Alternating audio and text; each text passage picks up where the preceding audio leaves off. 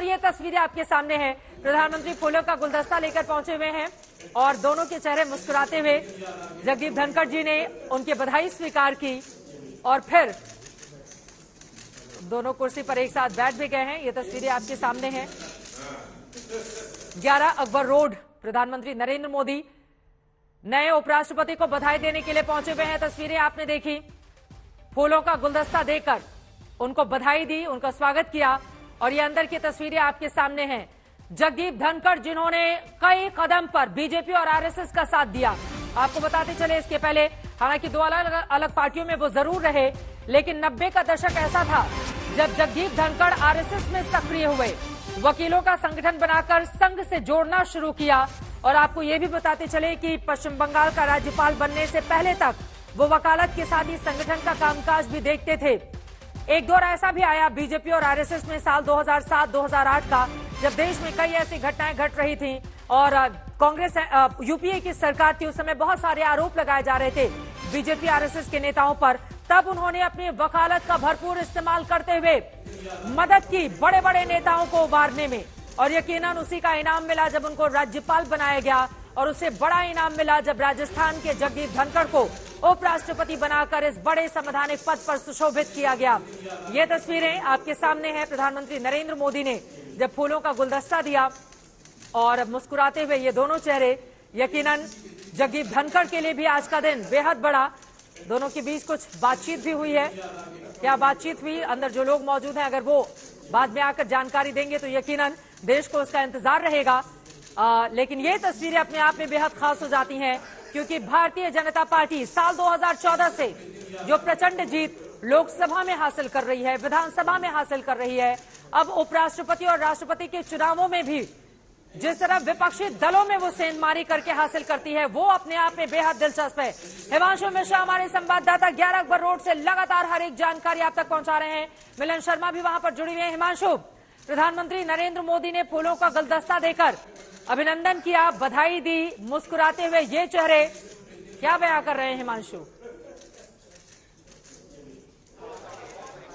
देखिए, बिल्कुल मुस्कुराते हुए दो चेहरे हैं। और आप याद कीजिए, जिस दिन प्रधानमंत्री बीजेपी ने जगदीप धनखड़ का नाम की घोषणा की थी, उससे कुछ ही घंटे पहले जो है प्रधानमंत्री नरेंद्र मोदी से जगदीप धनखड़ ने मुलाकात की थी। और वो चेहरे को आप देखिए किस तरीके से दोनों नेता बैठकर जो है बातचीत कर रहे थे।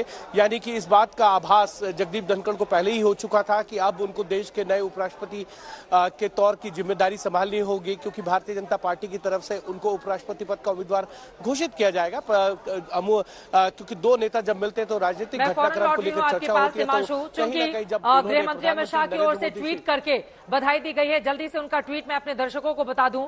उन्होंने लिखा है, किसान पुत्र श्री जगदीप धनखड़ जी का भारत के उपराष्ट्रपति के रूप में निर्वाचित होना पूरे देश के लिए हर्ष का विषय है। धनखड़ जी अपने लंबे सार्वजनिक जीवन में निरंतर जनता से जुड़े रहे हैं। जमीनी मुद्दों की बारीकी समझ और उनके अनुभव का उच्च सदन को निश्चित रूप से लाभ मिलेगा। आगे वो लिखते हैं, मुझे विश्वास है कि उपराष्ट्रपति व राज्यसभा के सभापति के रूप में जगदीप धनखड़ जी संविधान के एक आदर्श संरक्षक सिद्ध होंगे। उन्हें इस जीत पर बधाई देता हूं।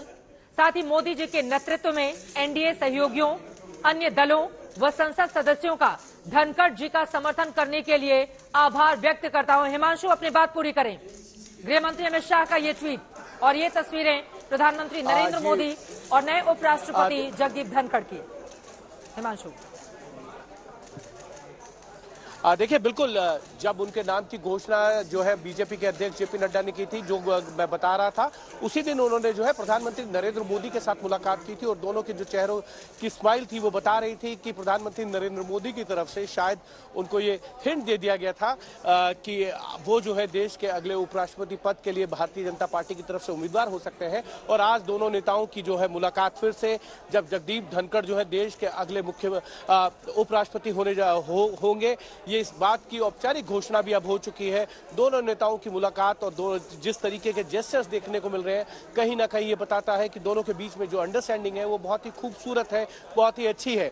और मैं आपको एक और चीज बताऊं कि राज्यसभा को चलाने के लिए सभापति को बहुत ही स्ट्रिक्ट होना पड़ता है, क्योंकि राज्यसभा के अंदर कई बार ऐसी चीजें देखने को मिलती हैं कि जब भी संसद सरकार कोई बिल लेकर आती है तो विपक्षी दल उस पर बहुत ज्यादा हंगामा करते हैं या उसमें बाधा उत्पन्न करते हैं, तो राज्यसभा के जो चेयर है उसको कहीं ना कहीं जो है स्थिति को संभालना पड़ता है। तो ऐसी स्थिति संभालने के लिए जगदीप धनखड़ का चुनाव करना भारतीय जनता पार्टी के लिए बहुत जरूरी भी था।